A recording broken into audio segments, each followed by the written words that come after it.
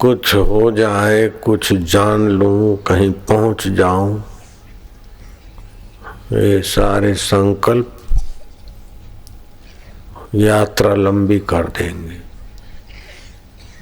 जहां पहुंचना है वहीं हम हैं। जो शांत स्वरूप है, सुख रूप है, ज्ञान स्वरूप है। जैसे गहरी नींद में हम क्या करते हैं, पहुंचने की क्या कोशिश करते, कुछ नहीं करते और ध्यान गहरी नींद में चले जाते, थकान मिटती।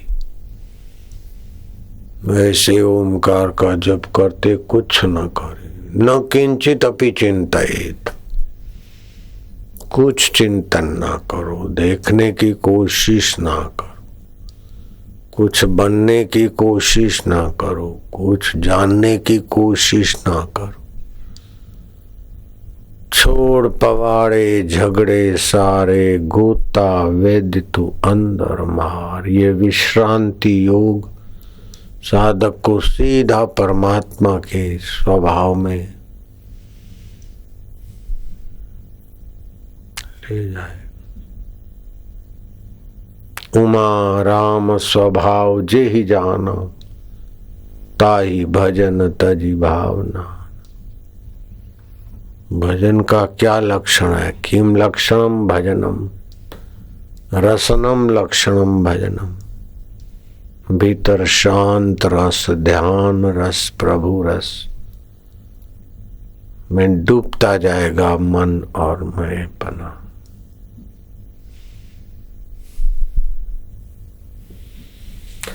कहीं जगह हो, थकान हो तो लेट भी सकते हैं कोई।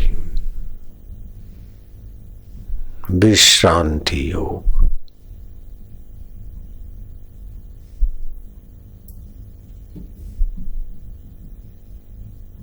जो थके हैं और पास में जगह है, थोड़ी देर पड़ जाओ, लेट भी जाओ।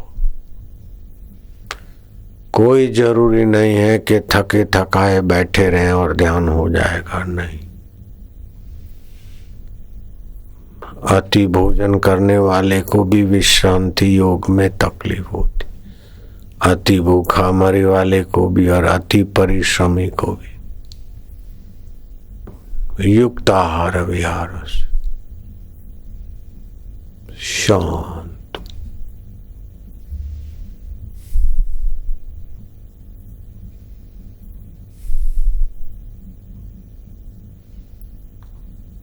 जीभ तालू में लग जाए अथवा दांतों के मूल में जीभ की नोक लगा दे, इससे भी दूसरे फायदे होने लगते।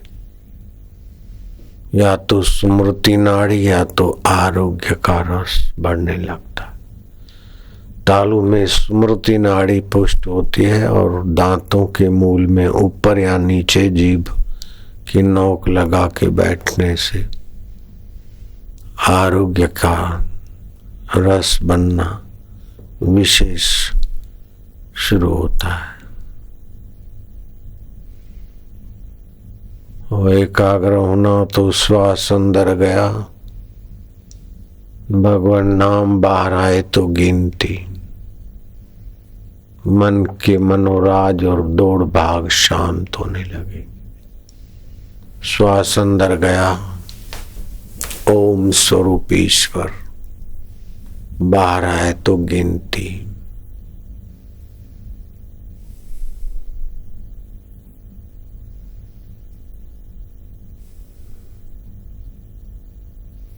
एक भी श्वास बिना गिनती के ना जाए। ऐसे 50 या 100 की गिनती रोज करें तो मन की चंचलता को लगाम लगाने में आप सफल हो जाएंगे।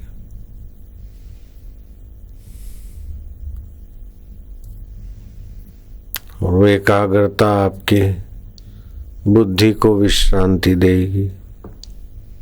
मन की चंचलता घटने से बुद्धि में भी विश्रांति मिलेगी, बुद्धि का बल बढ़ेगा।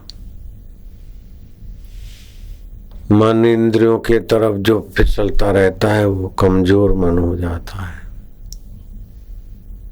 मन संयत हो जाता है तो बलवान होता है, और बुद्धि को, मन के संकल्प विकल्प कम होने से बुद्धि को श्रम कम होता है तो बुद्धि पुष्ट होती है।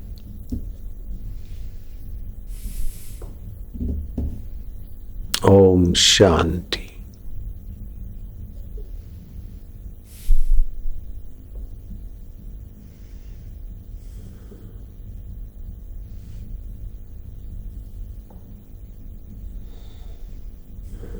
जिनके नीचे कर्म है, नीची वासनाएं हैं, नीचे जीवन को महत्व देते हैं, वो ऐसी ऊंची उपासना नहीं कर सकते। कबीर जी ने कहा ये बहुत तेजी से आध्यात्मिक उन्नति करा देगी, ऐसी साधना है। श्वास अंदर गया, ओम बाहर आए तो गिनती, अंदर गया है तो शांति, बाहर आए तो गिनती। ये डिप्रेशन और हार्ट अटैक हो, ये सब भाग जाएगा। व्यक्तित्व के ये 19 दिव्य लक्षण विकसित होने लगेंगे। ये तो पाणिनि मुनि का ग्रामर के हिसाब से 19 फायदे हैं, दूसरे ढंग से भी इसके कई फायदे हैं। 7 जन्मों के कंगले लोग अगर इस ओमकार की उपासना करें 7 सप्ताह, और गाय के दूध की खीर बनाकर सूर्य नारायण को भोग लगाए दरिद्रता मिटाने के लिए, तो उनके साथ खानदानों में दरिद्रता नहीं आएगी। ये ऐसी साधना उपासना है। भोगी को भोग मिलता है, भक्त को भक्ति मिलती है, सेवक को कर्म योगी को कर्म योग मिलता है। ध्यान योगी को इस ओमकार की उपासना से ध्यान में विश्रांति मिलती, और तत्वज्ञ को अपने तत्व में प्रतिष्ठित होने का अवसर मिलता है, क्योंकि ये अंतर्यामी देवता है। जैसे भूमि में जैसा फल संस्कार बीज डालो, वैसी चीज भूमि से उभर आती है। मिर्ची के बीजों से उसी खेत में मिर्ची, और उसी में गन्ना, उसी में अदरक, उसी में धनिया, उसी में आम के पेड़, उसी में आमले के, उसी में पपैया, और वहीं झमरूक। धरती वही की वही, पानी वही का वही, किसान वही का वही, खेत वही का वही। जिस प्रकार के बीजों के संस्कार हैं उसी प्रकार वे फल और औषधियां पैदा हो जाती। ऐसे ही तुम्हारे मन में जिस भाव से ये ओमकार की उपासना होगी, लगे रहोगे तो उसी पद को, उसी अवस्था को आप प्राप्त हो जाओगे। जाको जा पर सत्य स्नेह हो, सो ताही मिले नहीं कछु संदेह। जिसको जिस परिस्थिति, व्यक्ति, अवस्था पर जिस पर सच्चा स्नेह है, वो उस अवस्था को, उस पद को, उस ऊंचाई को पा लेगा। तो भगवान को पाने का इरादा हो जाए कि मुझे परमात्मा प्राप्ति हो जाए, जन्म मरण से छुटकारा हो जाए, राग और द्वेष से मेरी शक्तियों का नाश बंद हो जाए, राग द्वेष से पार हो जाओ, परमात्मा रस, परमात्मा ज्ञान, परमात्मा सामर्थ्य और परमात्मा स्वभाव में मैं जग जाऊं। इस भाव से जपोगे तो वही भाव प्रकट कर देंगे भगवान। ओम।